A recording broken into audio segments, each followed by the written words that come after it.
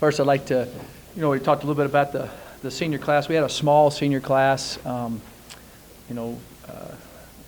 they did a great job. They had some excellent leaders in that group, and of course had a record-setting player in Nelson Spruce, who is a phenomenal player, but just a phenomenal person too. And that's what I've been doing all day today, is meeting individually with all the graduating seniors and the rising seniors, but the graduating seniors, and those are enjoyable but sad moments too, when they walk out of your office for the last time, and then also hearing them talk about what they want to do in the future and finding out ways we can help them and different things. I got to make, got guys that want to go in the military. I got guys that want to go in the FBI. I've got guys that, of course, playing pro football. You got guys that are going straight into business and working on different things to make calls for them, write recommendation letters.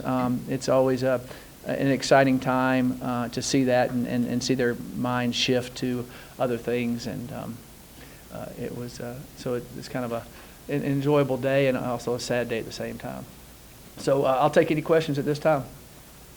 Mac, when you go through those exit interviews, you said they're kind of a sad deal, I understand that, but I wonder, are guys very frank with you? I mean, if they say, Coach, I think if we did it this way, that might be better. I mean, how deep do you guys get? Oh, yeah, we talk. I always I talk to them about, how much I appreciate them and different things. And then I always ask, I want some straight feedback on, and then I do that with our players on our team now too. It's good. It's good to hear different things that they say, but so far it's all been, real positive. They think we're all going in the right direction. They're saying they like morning practices, they like these different things, and one of the guys said we need to maybe keep our schedule a little bit better because we had to change up our Sunday, Monday deals. And I said, I would if we didn't get back in at 6 a.m. in the morning and y'all come back and pray. He goes, I hadn't thought about that. I didn't want to come back at 3. I was still asleep. So, but we do. I do get some good ideas and some good tidbits that I've used throughout the years. It's always good to hear from the players' perspective, too. And I talk to them about that all the time, but as they're leaving, they probably feel a little bit more comfortable saying things sometimes.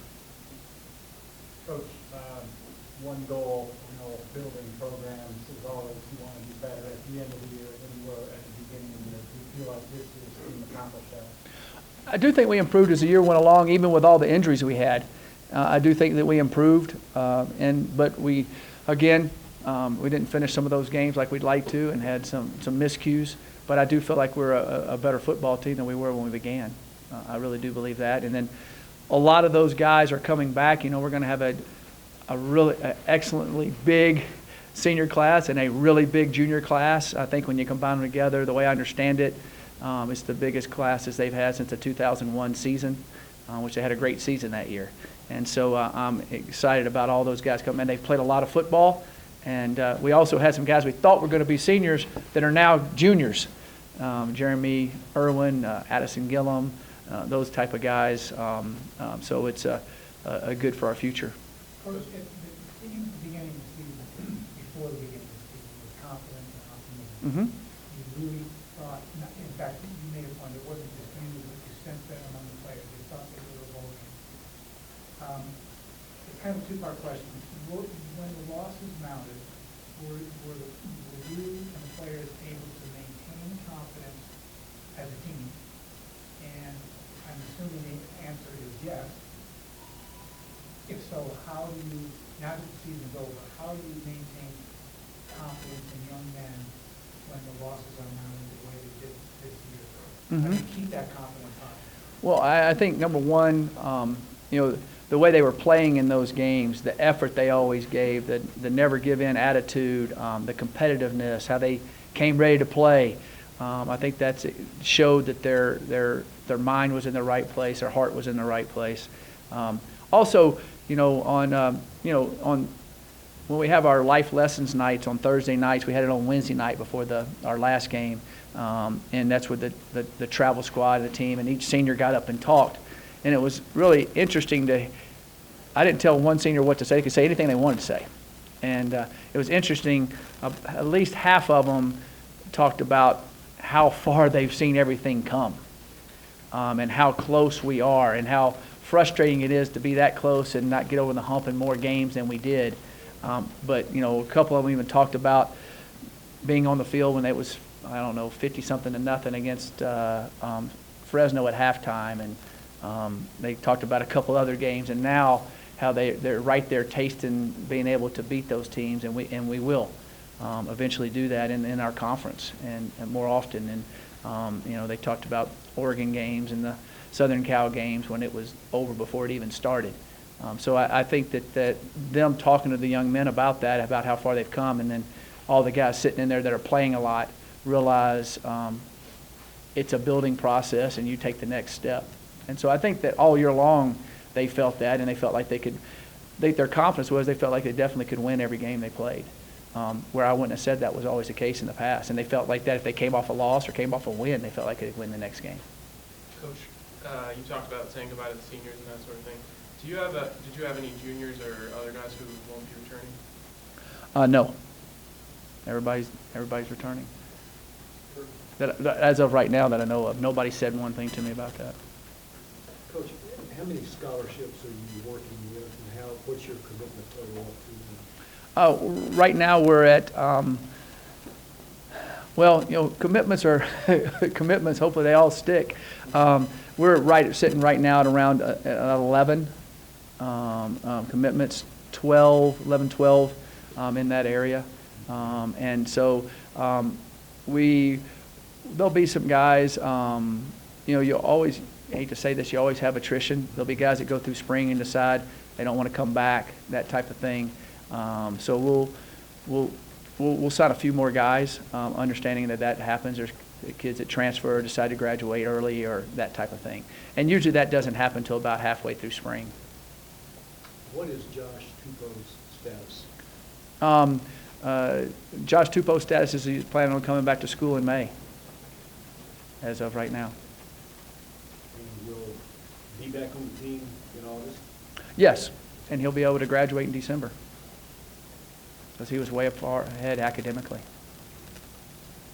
Coach, beginning of the season, it was kind of a stated goal from around the program was being able to reach bowl contention and be in that mix at the end of the season. Obviously, fell short of that. You personally feel, I know we're realizing that we're early in the process of looking ahead to next year, but are you at all feeling any more pressure to make sure this program gets to that level next season? I think you always put pressure on yourself. You always want to be as successful as you can be. And definitely every year we want to be able to win the Pac-12 championship, and we want to be able to go to a bowl and see where that takes us from there. You know, every year you as a coach or as a player, you're trying to reach the ultimate goals that you want to reach, and that's something that we're working for all the time. Mike, you talked about this team trying to get over the hump. Mm-hmm. It's been a difficult hump to get over Mm-hmm. these past 2 seasons. Do you sense it's more physical or mental or maybe both? And if you do feel there's maybe a mental hurdle this team is trying to get over, how do you approach that in the offseason? I think it's all a process. It's a process of growing, and we've made progress. Okay, there's no doubt we've made progress. Have we made progress as quickly as we would like? You never do that. I don't think you ever do that. And I think that we're in the process of doing that. We're making progress, and our process is working. And you know, I think there's aspects in all games that could be mental, could be physical, could be a mistake here or an unbelievable play by them, and that kind of changes a game, so to speak.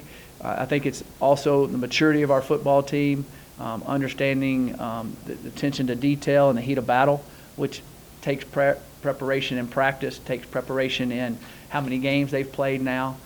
So I think it's all a process that will happen. So I think it's a combination of all of that, and eventually it'll happen more often than it doesn't. Would you ever think of employing like a sports psychologist?